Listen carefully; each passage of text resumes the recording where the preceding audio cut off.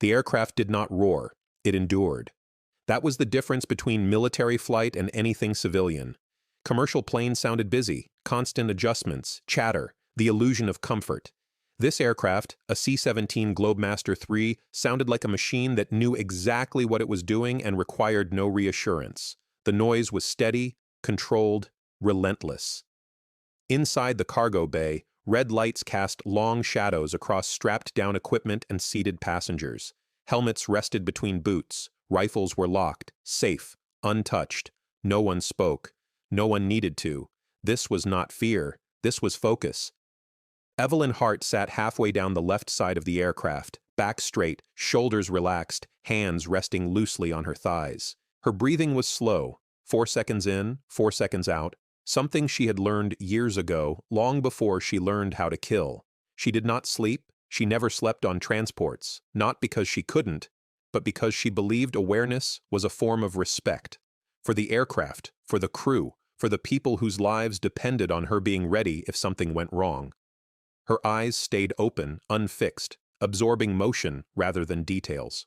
The way the fuselage vibrated subtly at altitude, the way the engines adjusted pitch when the aircraft crossed into a new air mass, the slight leftward lean that told her they were banking even before her inner ear caught up. Across from her, a young Army lieutenant slept with his mouth slightly open, chin dipping every few seconds. He looked exhausted, maybe fresh from deployment, maybe heading home. Evelyn didn't judge. Everyone carried something invisible. She glanced down at her uniform. No rank insignia, no trident, no name tape beyond Hart.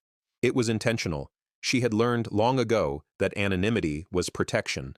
And tonight, protection mattered, because this flight wasn't routine, and she wasn't supposed to be here. Captain Ryan Keller sat in the left seat of the cockpit, posture rigid in the way pilots developed after thousands of hours of disciplined tension. His eyes moved in a practiced pattern, altitude, airspeed, fuel flow, engine pressure, before returning to the darkness ahead of the windshield. Nothing but stars. No moon. Perfect cover. Keller had flown into war zones before. Iraq, Afghanistan, places where the ground reached up with missiles and small arms and hatred. But tonight made his skin itch in a way those flights never had. Because tonight came with instructions, not the usual ones. Not weather deviations or airspace restrictions. Instructions about a person. The folder sat closed on his knee, thick and sealed with a strip of red tape. He'd been handed it by a full colonel at Charleston, who hadn't smiled once during the briefing. "You open this only after wheels up," the colonel had said. "You don't discuss it with your crew, and you do exactly what it says." Keller didn't like that. Pilots were taught to question, to verify, to challenge assumptions. But there were moments, rare ones, when you were expected to accept that someone else carried a heavier burden of knowledge. 10 minutes after takeoff, Keller broke the seal. The first page held a single name, LT, CMDR, Evelyn Hart, USN below it, a list of qualifications that made his jaw tighten. Combat deployments, classified special operations, classified, cross-branch tasking, highly classified. At the bottom, one line stood out. Radio call sign. Iron Fist Keller exhaled slowly and closed the folder. He looked back through the cockpit window into the cargo bay. Passenger 27 hadn't moved. Evelyn Hart grew up where sound traveled.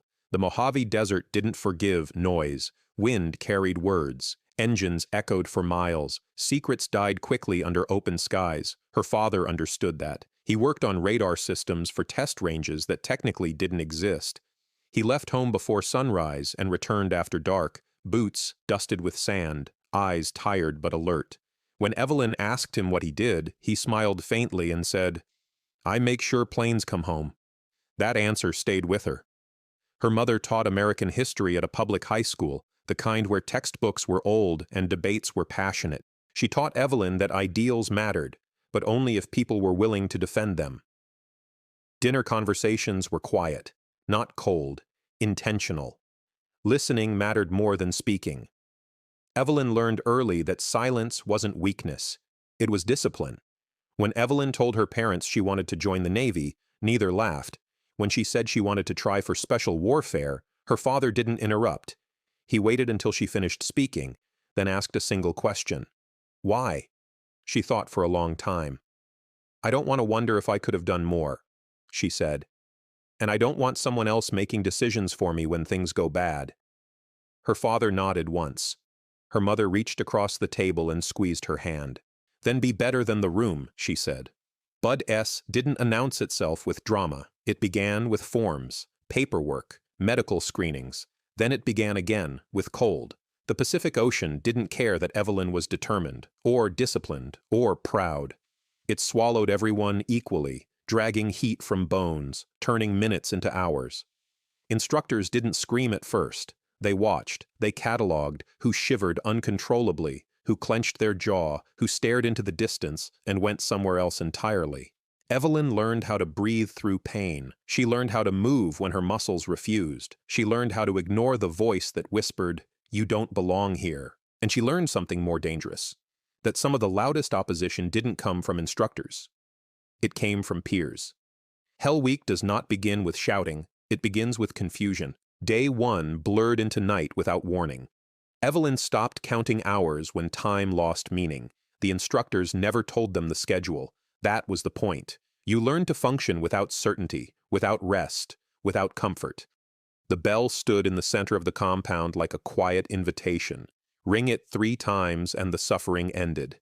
Men bigger than Evelyn, men who had bragged openly during in-processing, stood staring at that bell by the second night, eyes hollow, hands shaking. Some cried, some apologized to no one in particular. Evelyn never approached it, not because she wasn't tempted, but because she understood something early. Pain was temporary. Quitting rewrote who you were forever. On the 3rd night, they were ordered into the surf. The Pacific was black and violent, waves crashing without rhythm, dragging them under, filling noses and mouths with salt. The instructors shouted commands that barely carried over the wind. "Link arms!" They did. "Down!" They went under together. Evelyn felt hands slip. Someone panicked. Someone inhaled water and coughed violently. She tightened her grip. "Breathe with me," she shouted, voice raw. "Don't fight it, ride it." The words weren't special, but the calm behind them was. They came out of the water, shaking uncontrollably. Teeth chattered. Lips turned blue. The instructors watched closely, noting who steadied others, noting who endured quietly, noting who led without permission. By day 4, hallucinations set in. Evelyn saw movement that wasn't there, heard her name spoken in her mother's voice. Once, she was certain she smelled coffee, rich, warm, impossible. She ignored it. She focused on mechanics, 1 foot in front of the other. Lift, carry, set down, breathe. At some point during the 5th night, while carrying a log that felt heavier than physics allowed, one of the candidates collapsed. The log crushed down on shoulders. Someone screamed. Instructors moved in immediately. Evelyn didn't think. She shifted her grip, redistributed the weight, barked commands she didn't remember forming. "Move your hands. Up. Now. Don't drop it." The log stayed up. The candidate stayed conscious. Later, as dawn broke in muted gray, an instructor walked past her and said quietly, "Good call." No praise, no warmth. But it mattered. Hell Week ended not with celebration, but silence. They stood in formation, what remained of them, mud-streaked, hollow-eyed, alive. The bell was untouched. Evelyn didn't smile. She never did, because she knew Hell Week wasn't about strength. It was about truth, and truth, once revealed, followed you forever. The nickname came during cold weather training in the Pacific Northwest. Mountain insertion, snow, ice, live fire coordination. The conditions were miserable enough that mistakes became lethal. Evelyn's element was moving through dense timber when their point man slipped on ice and slid toward a ravine. The rope snapped taut, but not enough. His weight shifted wrong. Gravity took over. Without hesitation, Evelyn drove her fist into the frozen ground, fingers digging until nails tore, wrist screaming in protest. She anchored herself, wrapped the rope, and held. Her shoulder dislocated. She didn't let go. The rest of the team stabilized the line and hauled the man back up, breath ragged, eyes wide. Only after did Evelyn release her grip. Her hand was bleeding. Her arm hung uselessly. No one spoke for several seconds. Then the senior chief exhaled slowly. "Hell of a grip," he muttered. "Like an iron fist." The name stuck. It wasn't official. It wasn't logged, but in the community, names mattered more than paperwork. As her career advanced, Evelyn learned how power really worked inside special operations. Officially, it was clean, structured, disciplined. Unofficially, it was human. And humans brought ambition. Some officers chased command billets like trophies. Some contractors blurred lines between mission success and personal profit. Some senior leaders protected systems rather than people. Evelyn watched, learned, filed things away. She didn't speak unless necessary. She believed, wrongly, as it turned out, that performance alone would protect her. The black site wasn't on any public ledger.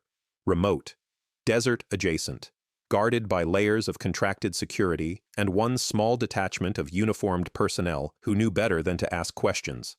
Official mission brief, systems failure, communications lost, sensitive material retrieval. Unofficial reality revealed itself within minutes of insertion. The perimeter showed signs of forced entry. Inside, they found bodies, guards executed at close range, equipment stripped, data drives missing. This wasn't a failure, it was a theft, and it had inside help. Evelyn found the server room intact enough to recover fragments. She copied everything. Transaction logs, access timestamps, names that should not have been there. Halfway through exfil, Command ordered them to abort retrieval of the data. The reason given was thin, too thin. Evelyn looked at the files, then at the dead, then at her team. She made the call. Negative, she said calmly. We're extracting with the material. There was a pause on the line, then anger, then threat, then silence. They were hit 10 minutes later. Multiple vehicles, coordinated, professional. Someone wanted them dead. Evelyn took comms. Request immediate air support, she said. Call sign Iron Fist. Static. Then, Iron Fist, this is Viper 2-1. We have eyes on. Stand by. The jets came in low, tearing the night open. Precision. Violence with purpose. The ambush collapsed. They extracted, alive, with the truth in their packs. The fallout was immediate and quiet. No commendations. No debriefs that felt normal. Evelyn was reassigned pending review. Her access revoked. Her team scattered. Behind closed doors, deals were made. The evidence disappeared into locked safes. Careers above her pay grade went untouched. And Evelyn learned a brutal lesson. The system protects itself before it protects the truth. Months passed, then came the summons. A transport flight. No context, just orders. Back in the present, the C-17 cruised smoothly. Evelyn felt the subtle change in air pressure as fighters joined their escort. The radio crackled. Viper 2-1 checking in. Then, confirming Iron Fist aboard. The cockpit hesitated, then answered. Affirmative. The response came instantly. Good to have you back. Evelyn closed her eyes. For the first time in over a year, something loosened in her chest. They landed at a base that did not advertise its existence. The debrief lasted hours, but this time the questions were different, precise, informed, respectful. The evidence resurfaced. Investigations followed, quiet, surgical.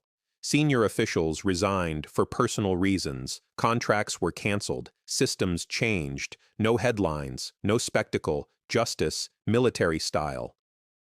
At dawn, Evelyn stood alone on the tarmac. Jets lifted off one by one, afterburners igniting the sky. She watched them disappear. She hadn't sought recognition, only truth. And sometimes, that was enough. Real strength is quiet. It waits, it endures, and when the moment comes, it acts, without asking permission.